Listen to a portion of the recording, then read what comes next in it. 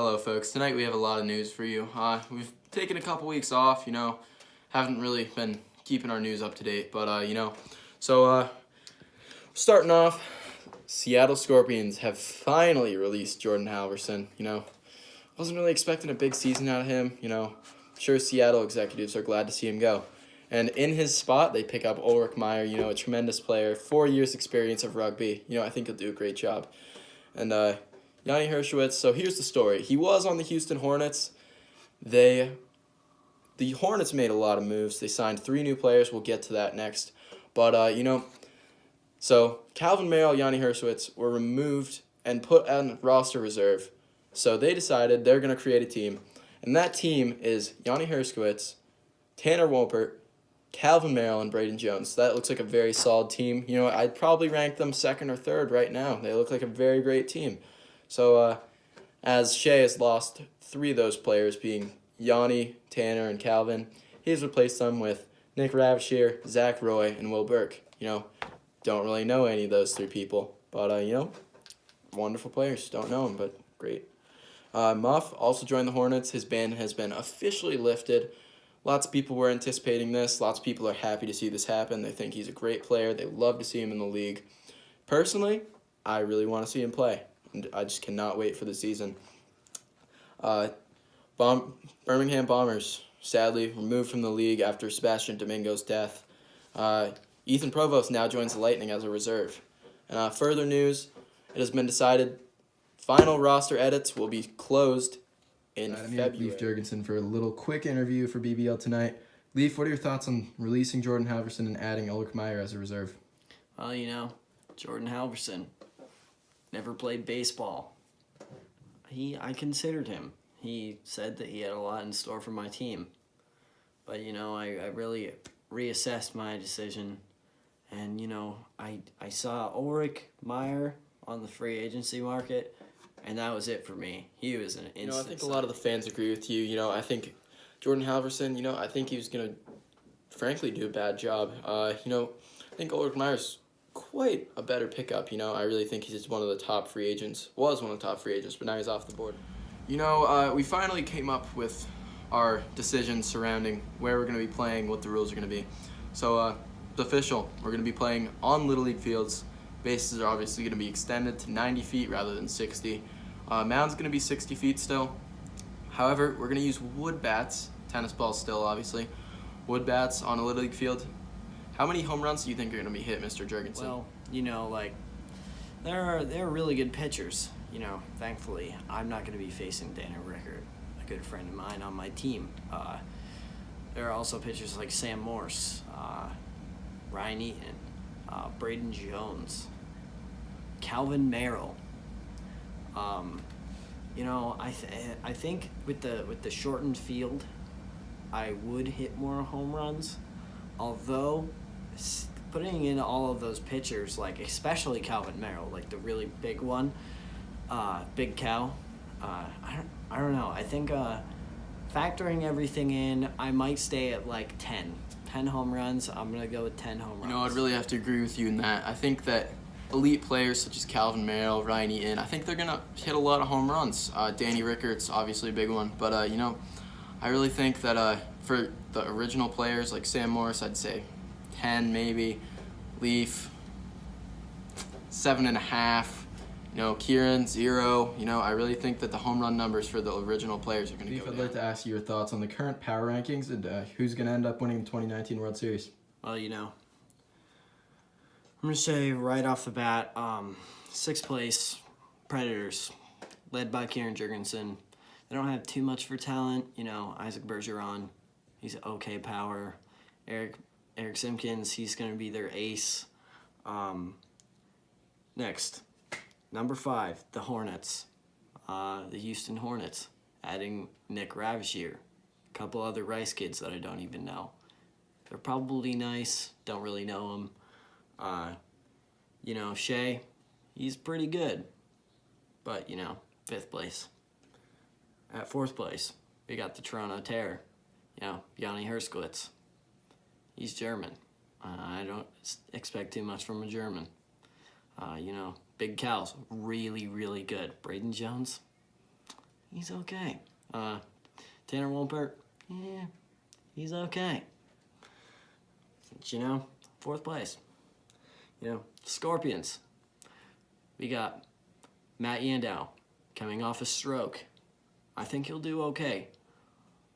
He's still big, still got quite a bit of power. I feel like he may pitch a little bit. You know, me myself, I'm an okay player. I feel like I can bring some power. I've been working on my swing. And Ulrich Meyer, he's really good. He's German like Yanni, but I mean, he's a good German. He has 4 years of rugby beneath his belt. I think he's a really good teammate. He's a really good guy. As you can see, he has a really nice smile. And, you know, last but definitely not least, Danny Rickert. I just picked him up. He's really, really good. I haven't really met him, but I think the things that he can bring to the Scorpions will definitely put the Scorpions up in the power rankings. With pitching, speed, power, contact, he has everything. So next, Las Vegas Lightning, coming at number 2 in the power rankings. Sam Morse, he's an absolute ace on the mound. Ethan Provost, he's really good for moral support on the bench. Riley Kloss, he's okay. Mason Steele. I mean, Sam Morse, he proclaimed him to be the power hitter of the team, but after Jackson Conowitz came, I think that's going to be the real good addition to their team with the closer and the power. Last, but definitely not least, the Bobcats. Ryan Eaton, Big Hoss, Hunter Whitman. I mean, yeah, I'm just speechless. I'd mostly like to agree with you there. Obviously, 6th place Predators, disgustingly terrible team. Don't expect anything out of them. 5. Also have the Hornets, Shea McCaffrey. No. 4th, I have Danny Rickert. I think Danny Rickert's coming in 4th. 3rd, Yanni, Big Cal. Big Cal will probably do most of the work for that team, coming in 3rd. 2nd, I got the Lightning, Jackson. Yeah, he's got a big butt. 1st, Big Hoss. Yeah, he's got it, coming in 1st. Recently, there's actually been some trade talks. It's about all. There hasn't been a lot of news recently, but, the trade talks were Ethan Provost and Freddie Marshall would be headed to Houston in exchange for Muff. I think that'd be exactly what the Lightning need. They're hitting. I think that's their weak suit right now. Muff, definitely a great hitter. I think he'd add a lot to that. And, in return, Hornets are getting some pitching. That's really what they need right now. All right, back with our guest, Leaf. Leaf, what are your thoughts on the Muff trade? Well, Muff, he's a really good guy. I played with him in Little League. Charlotte Mets. Last I knew, he was really good. He hit home runs all the time. So I think this would be a really good trade for Sam Morse's team, but I'm not really seeing it for Shea McCaffrey's team, as he doesn't really need too many more players with all those, Rice guys, Nick Ravishire, and, those other 2 guys. I just don't think Shea needs it.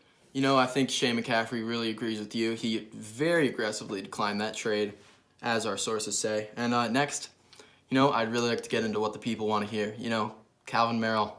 How's he going to do this season? He's obviously an amazing pitcher, one of the best in CVU history. And, he does well on both sides of the ball, hits lots of doubles, lots of home runs. How do you think he'll do in our league? Well, Big Cal, I don't think he's ever going to settle for a double, like you said. But, I think Big Cal is all home runs. I think on the mound, there's not a single hit off him this entire season. I expect so much from Big Cal. If anything else happens, secretly, I have a bet with Big Cal, so I'm going to be getting that money. Thank you for your input on Big Cal. Next, let's talk about the Predators.